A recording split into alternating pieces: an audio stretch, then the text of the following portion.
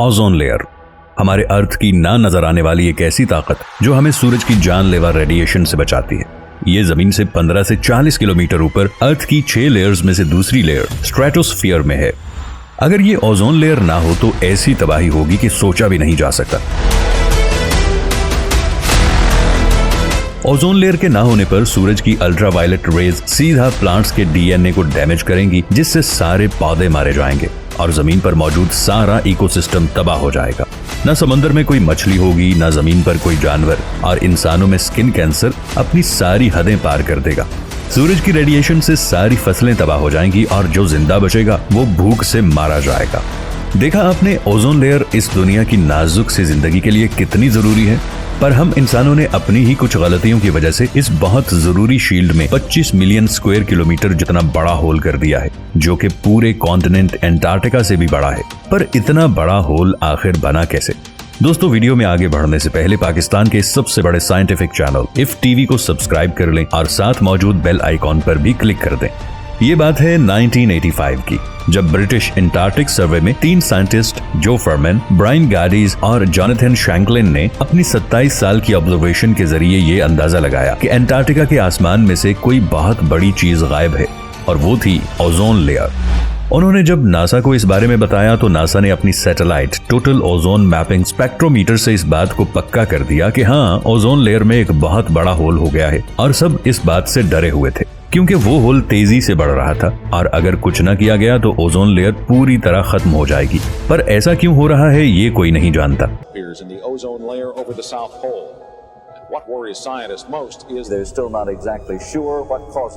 क्या इसकी वजह वोल्केनिक एरप्शन तो नहीं, या फिर कोई ऐसी चीज जो हम देख नहीं सकते?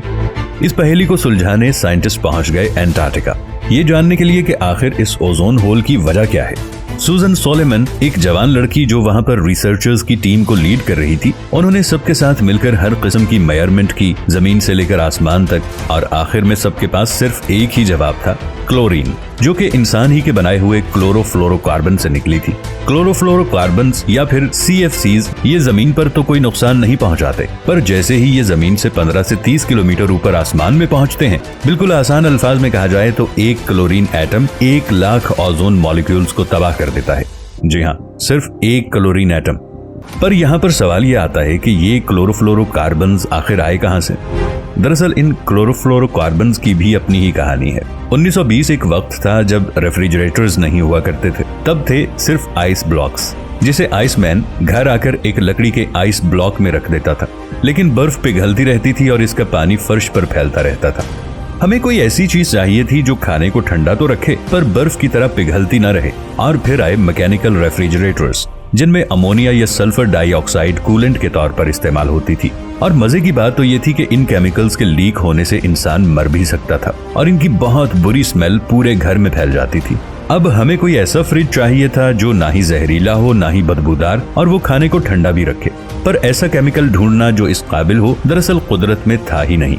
कुछ सालों बाद 1928 में अमेरिका में एक केमिस्ट थॉमस मेजली ने एक जादुई गैस तैयार की जिसका नाम था फ्रियॉन, जो कि रेफ्रिजरेटर्स में यूज होने लगी। और हैरानी की बात तो ये थी कि ये कोई नुकसान नहीं पहुंचाती थी, यहाँ तक कि थॉमस ने केमिकल सोसाइटी मीटिंग में इस गैस को इनहेल करके एक कैंडल को बुझा दिया, ये दिखाने के लिए कि ये ना तो खतरनाक है और ना ही जहरीली। पर सच तो ये था कि ये फ्रियॉन गैस कुछ और नहीं थी बल्कि क्लोरोफ्लोरोकार्बन्स, जिसे हम रेवोल्यूशनरी समझ रहे थे। वो आसमान में जाकर हम पर आग की तरह बरसने वाली थी, लेकिन हम उस वक्त इसके बारे में जानते नहीं थे। क्लोरोफ्लोरोकार्बन्स यानी कि CFCs का इस्तेमाल अब हर चीज में होने लगा। Refrigerators, air conditioners, shaving cream, hair spray, insect spray, deodorants, perfumes, यहाँ तक के एस्थमा इनहेलर्स में भी। हमने कई सालों तक इसका बेहद इस्तेमाल किया और इससे किसी को कोई नुकसान नहीं पहुंचा। लेकिन फिर 1970 में यूनिवर्सिटी ऑफ कैलिफोर्निया के 2 एटमॉस्फेरिक केमिस्ट मारियो मोलेना और श्रूर रोलैंड ने इस बात पर गौर किया कि आखिर ये CFCs कहाँ जाते हैं। मारियो ने इस पर रिसर्च की और जैसे ही नतीजा सामने आया तो उन्हें अपनी आंखों पर यकीन ही नहीं हो रहा था। पर सच यही था कि ये CFCs आसमान में जाकर खरबों की तादाद में इकट्ठे हो रहे थे और ओजोन लेयर को तबाह कर रहे थे। वो इस बात से बहुत परेशान हो गए क्योंकि ये कोई छोटी बात नहीं थी। अगर इसे ना रोका जाता तो दुनिया का तबाह होना तय था। इन दोनों ने जून 1974 में इस पर एक आर्टिकल पब्लिश किया, लेकिन किसी ने भी इस आर्टिकल पर गौर नहीं किया और आखिर कोई इस बारे में फिक्र करता भी क्यों।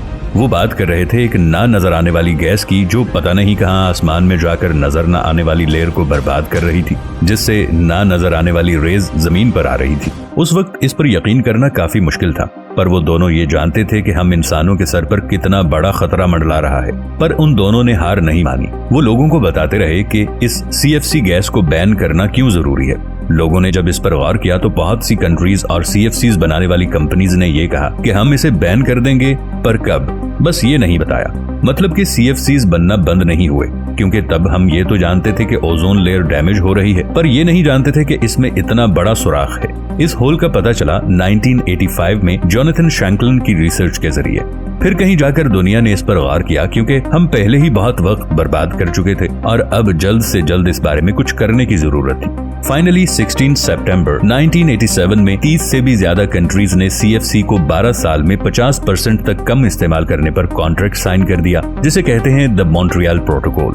2 हफ्ते बाद नासा ने ओजोन लेयर का डेटा भेजा, जो बिल्कुल भी अच्छा नहीं था। पर खुशी की बात तो यह है कि अगर 1987 से आज तक का डेटा देखा जाए तो क्लोरोफ्लोरोकार्बन का यूज बहुत कम हो गया है और ओजोन होल ने भी अब बढ़ना बंद कर दिया है और वो होल अब ठीक हो रहा है। 2019 में इसका साइज काफी हद तक कम हो गया था, लेकिन पता नहीं फिर से ये बड़ा हो गया है। साइंटिस्ट इस पर नजर रखे हुए हैं, पर आगे क्या होगा ये वक्त ही बताएगा। एक तरह से देखा जाए तो वो बिल्कुल एक होल नहीं है, वहां से ओजोन लेयर कम मॉलिक्यूल्स की वजह से बारीक है। ओजोन होल नाम इसलिए पड़ा क्योंकि सैटेलाइट से देखने पर वो एक होल की तरह ही लगता है। पर इस पूरी कहानी में एक चीज बहुत अजीब लगी कि CFCs पूरी दुनिया से इमिट हो रहे थे, लेकिन होल एंटार्क्टिका में जाकर ही क्यों बना, जहां कोई रहता भी नहीं है। क्योंकि एंटार्क्टिका में एक खास किस्म का टेम्परेचर और एटमॉस्फेयर है जो CFCs को वहां इकट्ठा होने पर मजबूर करता है। आज ये सुनकर काफी अच्छा लगता है कि हमने अनजाने में गलतियां तो की हैं, पर उन्हें देर से ही सही लेकिन ठीक कर लिया है। अभी भी ओजोन लेयर को ठीक होने में वक्त लगेगा और एक रिसर्च के मुताबिक ओजोन लेयर शायद 2065 तक पूरी तरह ठीक हो जाएगी। उम्मीद तो यही है। यही वजह है कि अब लोग इसके बारे में ज्यादा फिक्र नहीं करते, पर क्या इसे पूरी तरह भूल जाना ठीक है? हमने CFCs को इस्तेमाल करना तो बंद कर दिया, लेकिन अब HFCs इस्तेमाल कर रहे हैं, हाइड्रोफ्लोरोकार्बन, जो कि ओजोन को तो नुकसान नहीं पहुंचाते पर प्लैनेट को गर्म जरूर करते हैं। हम आज जो खरबों टन के हिसाब से कार्बन डाइऑक्साइड आसमान में घोल रहे हैं, क्या इससे कुछ नहीं होगा? हमें इस पर गौर करना होगा कि क्लाइमेट चेंज हो रहा है और किस्मत हर बार साथ दे ये जरूरी नहीं। दोस्तों, अगर वीडियो अच्छी लगी हो तो इसे लाइक और शेयर जरूर कीजिएगा। ऐसी ही मालूमाती वीडियोस देखने के लिए हमारे चैनल को सब्सक्राइब जरूर कर लें। मिलेंगे नई वीडियो के साथ, तब तक के लिए अल्लाह निगहबान।